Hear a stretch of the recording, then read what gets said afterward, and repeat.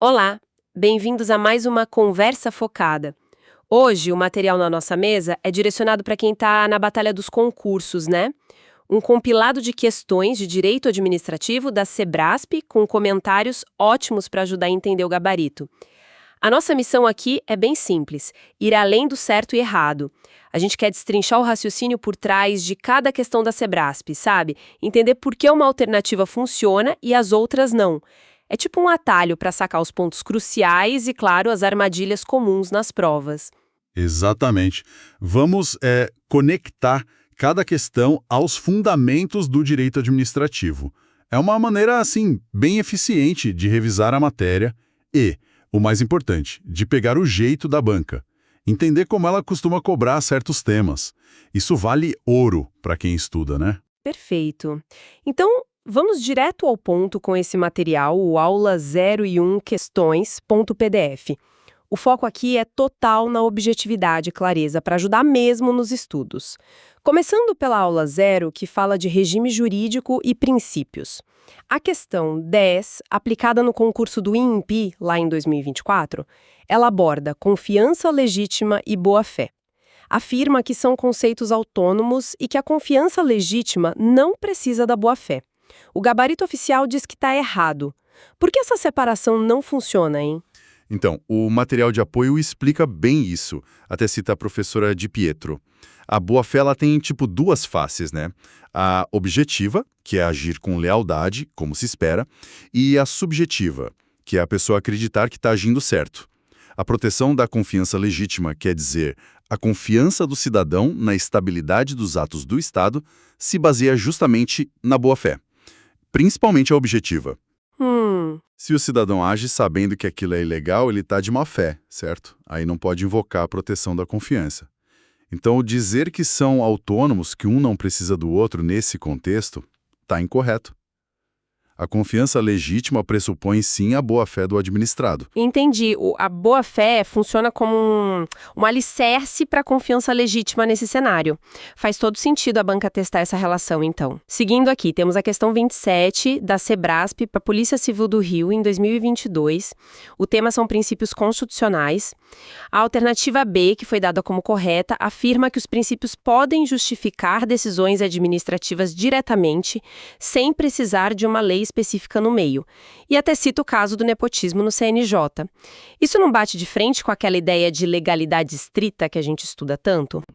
A alternativa A, por exemplo, que dizia o contrário, que princípios não podem contrariar a lei, foi considerada errada. A chave para entender a B como correta está na jurisprudência do Supremo, do STF. Ah, o STF. Isso. No caso do nepotismo, especificamente com a Resolução 7 de 2005 do CNJ e o RE 579951, o STF entendeu que a proibição do nepotismo já vinha direto dos princípios da Constituição, lá do artigo 37, principalmente moralidade e impessoalidade. Certo. Seriam princípios com força normativa própria, sabe? Autoaplicáveis naquele contexto. Não precisava de uma lei formal para proibir a prática no judiciário e depois isso foi estendido para a administração geral com a súmula vinculante 13. Ah, então foi a jurisprudência do Supremo que deu essa força direta aos princípios dispensando a lei formal nesse caso específico. É um ótimo exemplo de como a Sebrasp cobra esse entendimento dos tribunais superiores, né? E as outras alternativas dessa questão, por que estavam erradas? O material detalha bem. A C erra ao dizer que a lista de princípios do artigo 37 é taxativa, fechada. Não é. Existem outros princípios implícitos. A D falha ao afirmar que os princípios são genéricos demais e não vinculam a administração. Mas a própria súmula 13 mostra o contrário, né? Claro. E a E diz que princípios não podem ser ponderados. Pelo contrário, a ponderação é justamente a ferramenta para resolver conflitos entre eles, como legalidade versus segurança jurídica. Esclarecido. Os princípios têm vida própria e podem, sim, fundamentar decisões. Vamos para a questão 38, Sebrasp para a Polícia Civil do Maranhão 2018. Pergunta simples e direta. A decisão do servidor público entre o honesto e o desonesto se vincula aqui. A resposta correta é a A, ética. Parece óbvio, mas por que as outras opções não servem? Exato, parece óbvio, mas a justificativa é importante. O comentário no material acerta em cheio ao conectar a questão com o Código de Ética do Servidor Público Federal, aquele decreto 1171 de 94.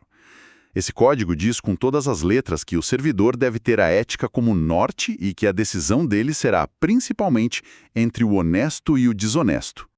Direto ao ponto. Isso coloca a questão num patamar ético que é mais amplo que a simples legalidade, que era a alternativa E, ou que a conveniência ou mérito C, a eficiência D, ou mesmo a impessoalidade B, no sentido mais estrito.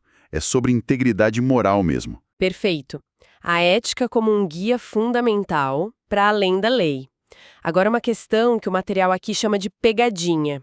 Questão 91, Sebrasp para FUB, a Fundação Universidade de Brasília, lá de 2015. Afirma que a ação administrativa que beneficia ou prejudica alguém específico viola o princípio da isonomia. O gabarito diz que está errado. Mas como assim? Se a administração prejudica alguém, isso não fere a igualdade? Essa é clássica da Sebrasp. O pulo do gato aqui, como o comentário da fonte bem destaca, é a falta de uma palavrinha mágica: indevidamente. A administração pública, agindo dentro da lei, faz isso o tempo todo. Beneficia alguns, pensa no atendimento num hospital público, e prejudica outros quando multa ou interdita uma empresa irregular. Essas ações, se forem lícitas e baseadas no interesse público, não violam a isonomia. A violação acontece quando o benefício ou prejuízo é indevido, ou seja, fruto de perseguição, favoritismo ou qualquer critério ilegal discriminatório. Sem o indevidamente, a afirmação fica genérica demais e, por isso, errada. Uau, que detalhe! A falta de uma palavra muda tudo. Mostra como tem que ler com muita atenção cada termo na prova, né? Seguindo, questão 23, Sebrasp para a Defensoria do Tocantins, DPE-TO 2022. Pergunta qual princípio se aplica tanto à administração quanto ao administrado. A resposta é C, boa-fé.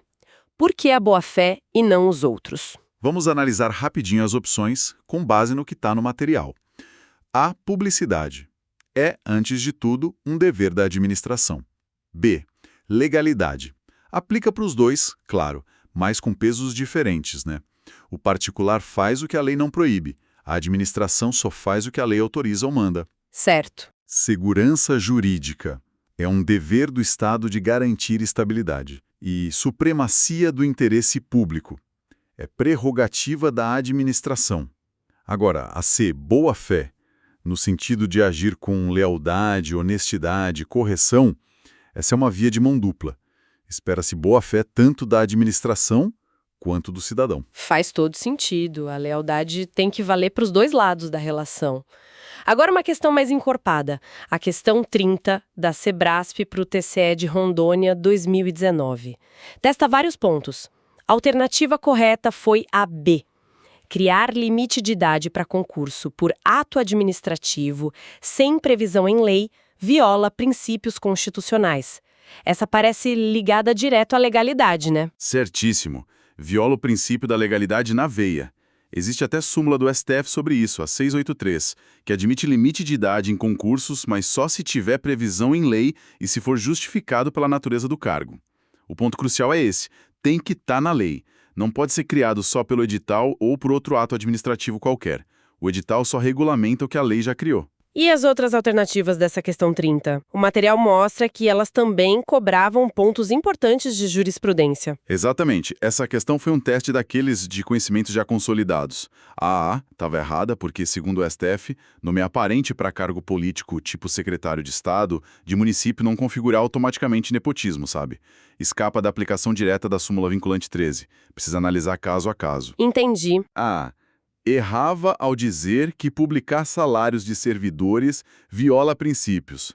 Pelo contrário, o STF já decidiu que isso é compatível com a publicidade e com a transparência. Tem até uma área sobre isso, o 652777. A D também incorreta, porque homenagear político já falecido dando nome a bem público, em regra, não fere moralidade ou impessoalidade. Seria diferente se fosse político vivo, né? Claro. E a E errava feio ao dizer que a anulação de ato ilegal pode ser feita a qualquer tempo. A regra geral da Lei 9.784 é que tem prazo decadencial de 5 anos para a administração anular atos que beneficiaram o administrado, para proteger a segurança jurídica, salvo má-fé comprovada ou se o ato violar direto a Constituição. Realmente uma questão bem completa, exigiu conhecimento de súmulas, decisões importantes. Avançando. Questão 49, Sebrasp para PGM Manaus 2018. Pergunta se o princípio da juridicidade aumentou a discricionariedade do administrador. Gabarito, errado. Mas espera aí, juridicidade não é algo mais amplo que legalidade? Isso não daria mais liberdade? É uma confusão comum, mas o raciocínio é justamente o oposto. Juridicidade é sim mais ampla que a legalidade estrita. Significa que a administração tem que obedecer não só à lei formal, mas a todo o bloco de legalidade. Constituição, princípios, regulamentos, tratados, enfim. Só que essa ampliação do que o administrador tem que observar acaba por aumentar os parâmetros de controle sobre ele. Se tem mais normas e princípios para seguir, tem mais chance de um ato ser considerado inválido, percebe? Portanto, a juridicidade na prática, ela restringe a discricionariedade, não amplia. Ela submete o administrador a um controle maior. Entendi. Mais parâmetros para obedecer, igual menos espaço para decidir livremente. Boa perspectiva essa. Agora, questão 52, Sebrasp para o STJ 2018. Uma nova interpretação de norma administrativa pode retroagir se for para atender o interesse público? Gabarito. Errado. Aqui a resposta está na letra da lei mesmo. A Lei do Processo Administrativo Federal, a 9.784, de 99, é muito clara lá no artigo 2º, parágrafo único, inciso 13. Veda aplicação retroativa de nova interpretação. Ponto. O princípio da segurança jurídica é o que está por trás dessa regra. Segurança jurídica de novo. Exato. Mesmo que a nova interpretação pareça melhor para o interesse público, sei lá, para cobrar algo que antes não era cobrado, ela não pode voltar no tempo e atingir situações que já estavam consolidadas sob a interpretação antiga. A estabilidade e a previsibilidade são protegidas aqui. Aquela ressalva da questão, exceto para atender interesse público, simplesmente não existe na lei para esse caso. Segurança jurídica prevalecendo sobre uma possível vantagem momentânea para o Estado. Importante isso. Seguindo, questão 69, Sebrasp para o TRE de Pernambuco 2017, sobre o princípio da razoabilidade. A alternativa correta é a A. A falta de razoabilidade leva a um vício no ato administrativo. Perfeito. A razoabilidade funciona como um filtro de bom senso. Um ato administrativo tem que ser não só legal, mas também adequado, necessário, proporcional aos fins que ele busca. Se ele é excessivo, despropositado, desarrazoado, ele ultrapassa os limites do aceitável, e aí ele é considerado inválido, ou seja, tem um vício de legalidade, em sentido amplo, e pode ser anulado. Entendi. As outras alternativas erram por quê? B. Razoabilidade não é só da administração. Aplica-se a leis, decisões judiciais também. C. Ela tem sim relação com legalidade e finalidade. D. Seu conteúdo não é fixo, varia conforme o caso concreto. E E. O judiciário, ao controlar a razoabilidade, está verificando a legalidade, se houve abuso de poder. Não está entrando no mérito puro da conveniência e oportunidade. Então, ser desarrazoável é ser ilegal. Simples assim. Próxima, questão 79, Sebrasp para o TRT da 8ª Região, lá de 2016. Qual a correta sobre princípios? Foi a B. A continuidade do serviço público justifica institutos como delegação e substituição para suprir ausências temporárias de servidores. Correto. Como a doutrina que a fonte cita, acho que é de E. Pietro, explica, o serviço público não pode parar, né? Por isso, a administração precisa ter ferramentas para garantir essa continuidade. A delegação de tarefas, a substituição de um servidor por outro em caso de férias, licenças, são exemplos claros de mecanismos para impedir a interrupção do serviço. São justificados por esse princípio da continuidade. Faz sentido. As demais estavam erradas. A hierarquia é forte na função administrativa, mas não é típica das funções legislativa e judicial puras. C e D inverteram os conceitos de tutela, controle da direta sobre indireta, e autotutela, controle da administração sobre seus próprios atos. E E, fundamentar decisões é princípio da motivação, não da publicidade, embora sejam relacionados. Boa revisão desses conceitos básicos de organização e princípios. Ainda no TRT da 8ª região, questão 82 também de 2016. Qual a correta? A, E. Impedimento e suspeição são consequências lógicas do princípio da impessoalidade. Exatamente. Impedimento e suspeição são aquelas regras processuais que valem também para o processo administrativo, pela Lei 9.784, que afastam um agente público de atuar num caso quando tem risco da decisão dele ser parcial, por ter algum interesse pessoal ali, parentesco, amizade, inimizade. Certo. Isso serve para quê? Para garantir a imparcialidade, que é uma das faces do princípio da impessoalidade. A administração tem que tratar todo mundo de forma igual, sem favorecimento nem perseguição. As outras, A e D, erram ao sugerir hierarquia fixa entre princípios. B. Publicidade não é absoluta, tem exceções, segurança nacional, intimidade. C. Um ato legal pode ser imoral, são conceitos diferentes, ainda que relacionados. Impessoalidade na prática, então. E para fechar a aula 0, a questão 13, Sebrasp para o TJ do DIU 2022, retoma um ponto que a gente já viu. O princípio que proíbe aplicar retroativamente nova interpretação administrativa é o da B, segurança jurídica. Sim, de novo ela. Reforça o que a gente viu lá na questão 52. A Lei 9.784, artigo 2º, crava essa vedação. É a segurança jurídica garantindo que a regra do jogo não mude para o passado, protegendo quem agiu confiando na interpretação que valia na época.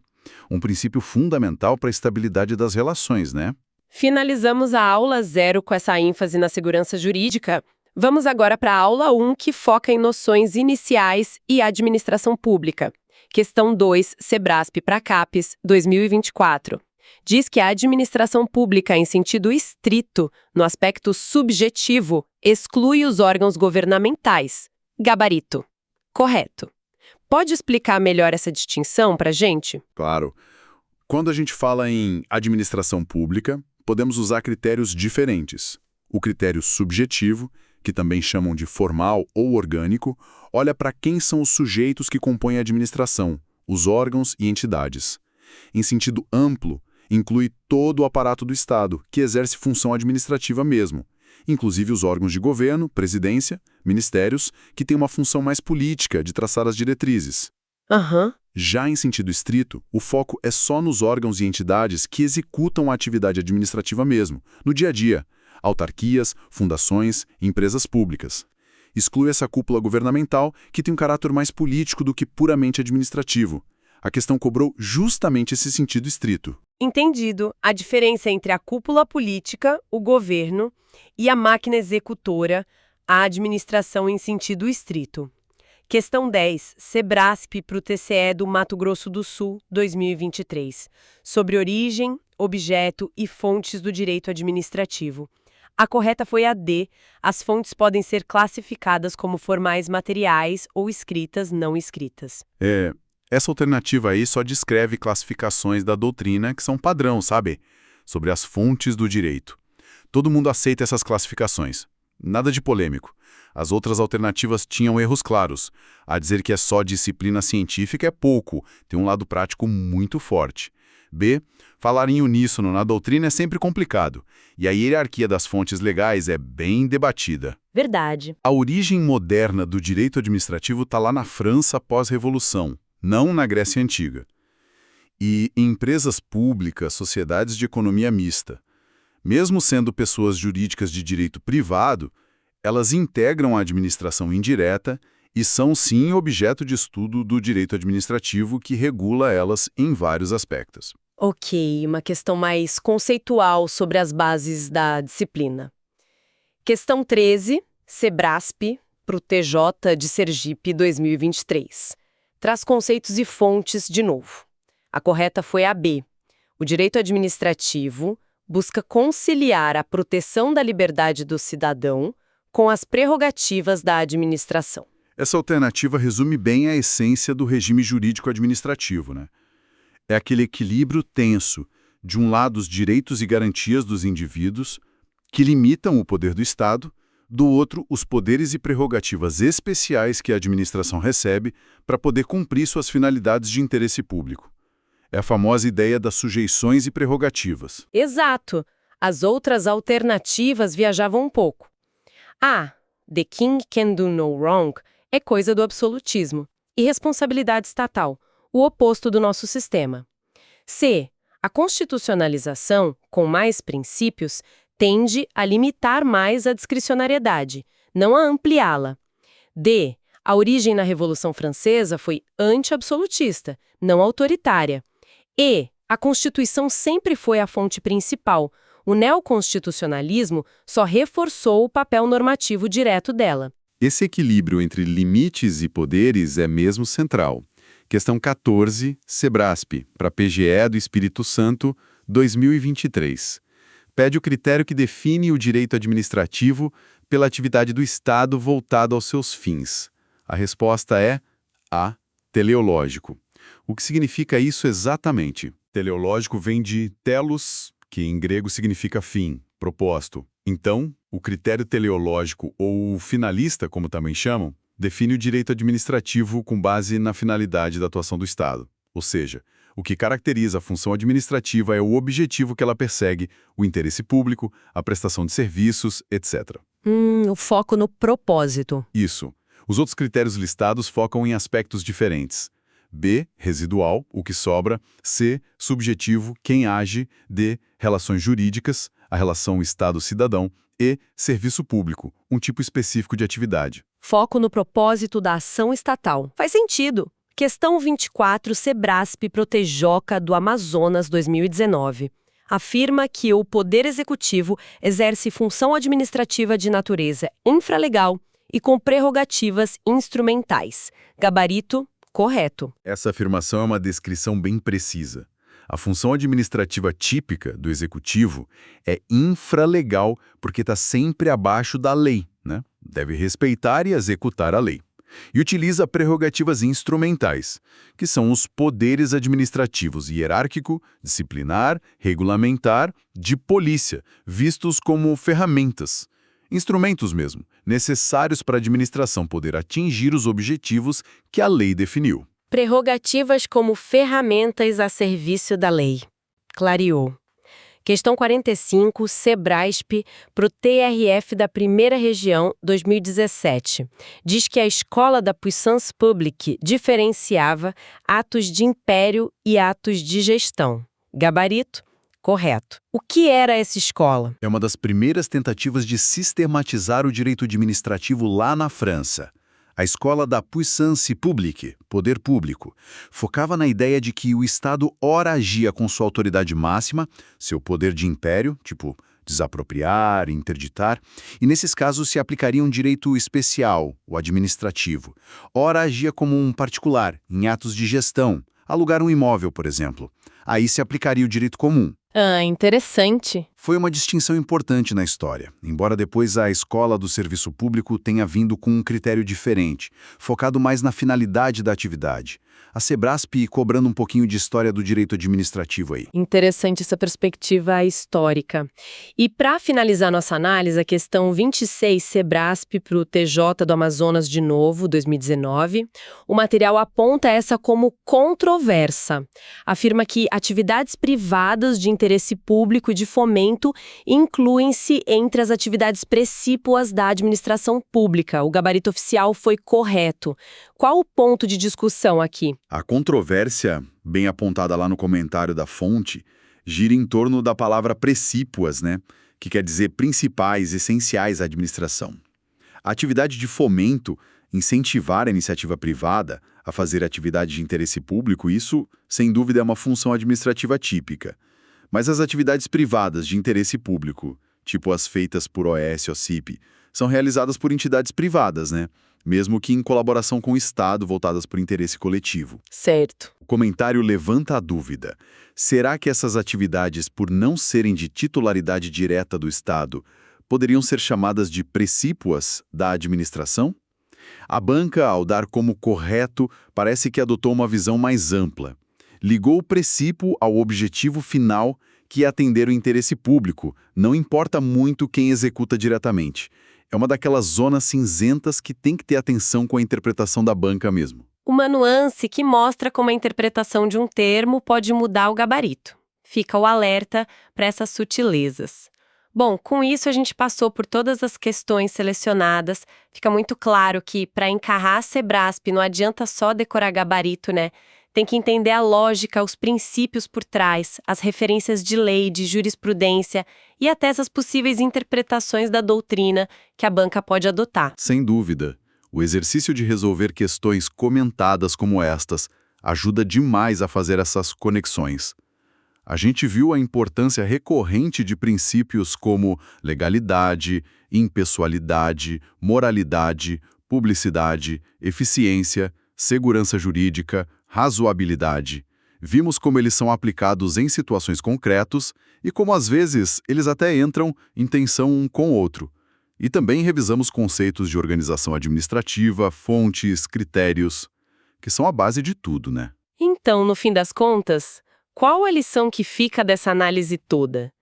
Que a preparação exige fundo mesmo, entender o porquê das coisas, prestar atenção naqueles detalhes que a banca usa para diferenciar o certo do errado, é sair da superfície. Exatamente.